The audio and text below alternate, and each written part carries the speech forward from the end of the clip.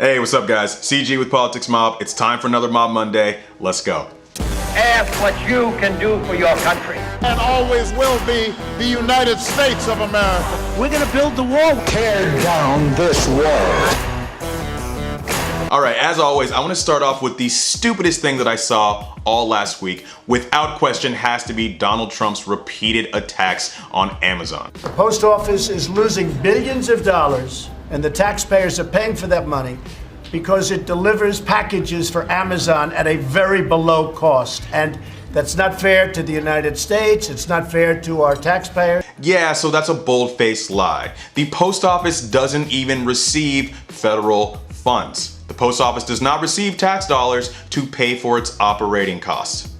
Yeah, the post office is losing money, but that's certainly not Amazon's fault. It's the fault of an outdated, shitty business model. The Postal Service website, quote, "The Postal Service receives no tax dollars for operating expenses and relies on the sale of postage, products, and services to fund its operations." So the U.S. taxpayer is not paying for the delivery costs at all. Here's one thing that you definitely need to know. Federal law requires that the post office charges enough money for its contracted services so that the services are fully paid for. So you might be asking yourself, if the post office isn't even funded by the government in terms of its operating costs, and if the post office is not losing money because of Amazon, what is this actually about? It just seems off. The attack on Amazon seems off base, and it seems politically motivated. Hey, Washington Post, owned by Jeff Bezos, isn't favorable to President Trump. But I don't think that that's a reason to take Amazon to the outhouse, and you're destroying, in part, market value for the shareholders. Yep. That doesn't help people. No, you're right. You're right. Right. So Jeff Bezos, the owner and CEO of Amazon, is also the owner of the Washington Post. We all know how Donald Trump feels about the Washington Post. This is less about the post office and much more about Trump's fragile ego. Okay, stick around until the end of the video and you can see what I thought was the coolest thing from last week. All right, moving on to Monday, the biggest news was what was happening with the Sinclair broadcast group. This is a company that owns 171 broadcast stations nationwide. So think your local news. So if you see your evening news, your 4 o'clock news on NBC, CBS, what have you, it's owned by someone. That local affiliate channel is owned by someone. This company, Sinclair Broadcasting Group, owns 171 of those. The news from Monday is that we found out that Sinclair basically runs its operation like something out of George Orwell's 1984. They basically have what's called a must-say speech or a must-say script or a must-run commentary, and they distribute this comment or what must be read to all of their channels. So then all of their channels are saying the exact same thing. The sharing of biased and false news has become all too common on social media. More alarming, some media outlets publish these things aren't true without checking facts first. Unfortunately, some members of the media use their platforms to push their own personal bias and agenda to control exactly what people think. And this is extremely dangerous to our democracy. The video is amazing in its entirety. It's a little less than 2 minutes long. I will link it down below in the description if you want to check it out. John Oliver also did a segment about Sinclair not too long ago. California lawmakers just recently proposed a new state law that would heavily restrict the amount of lethal force or deadly force that police officers can use and restrict the situations in which it's appropriate to do so. The bill has not been passed yet, it's just been proposed, so we'll have to follow what's happening. But based on the current debate in this country on guns, gun violence, police violence, police brutality, and things of that nature, it's going to be very interesting to see where this legislation goes, and we'll have to follow it in the long term, so we'll see. Wednesday was a huge news day because President Trump signed a bill that is going to send the National Guard down to the border to help enforce border security. We're going to be doing some things. I've been speaking with General Mattis. We're going to be doing things militarily until we can have a wall and proper security. We're going to be guarding our border with the military. That's a big step. We really haven't done that before. Now, this is actually nothing new. President George W. Bush and President Barack Obama have both done this in the past on a smaller scale.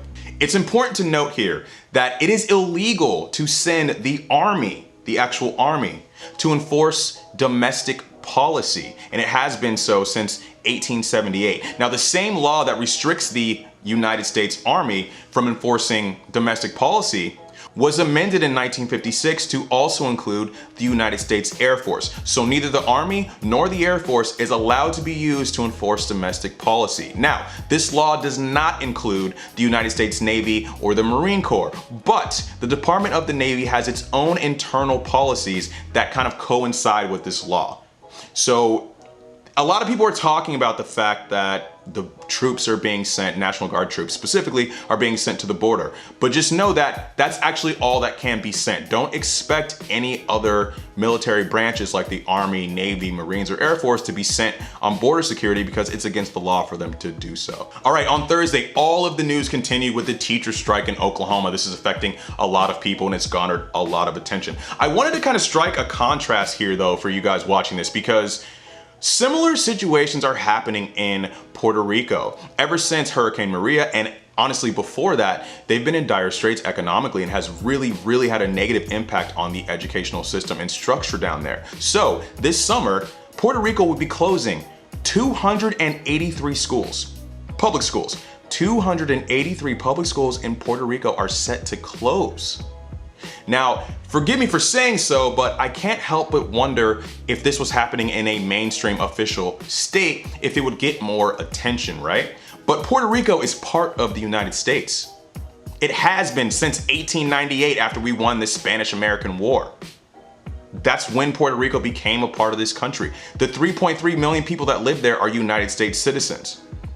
Yet, they are experiencing public school closures to an alarming rate. Not only are 283 schools closing this summer, 25% of the current schools, 170 schools closed just last year. So I think it's something that needs to be talked about on a larger scale because Puerto Rico is, after all, part of this country and they are in trouble. So if we can help, I think that we should. On Friday, we became aware that Donald Trump most likely will not make an appearance at the White House Correspondents' Dinner for the second year in a row. I mean, are you surprised? Trump has the thinnest skin of any public official I have ever seen.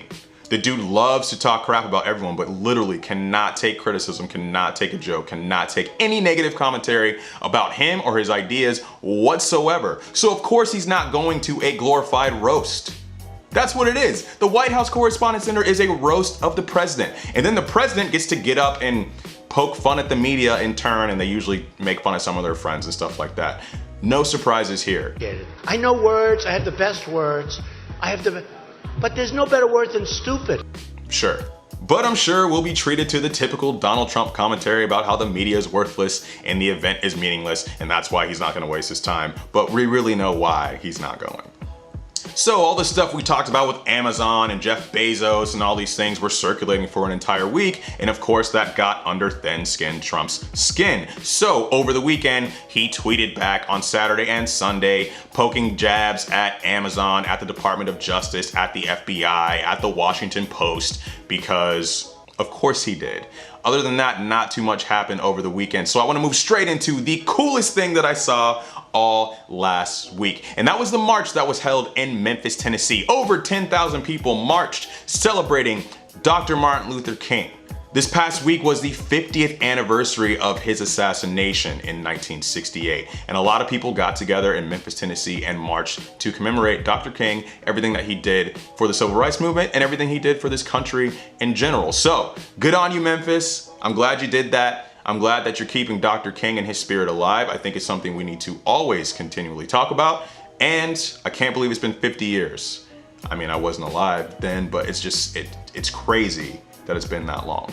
All right, that's all I got, guys. As always, I'm CG. This is Politics Mob. I encourage every single one of you to learn, think for yourself, rise up, and create change, whatever that change means to you.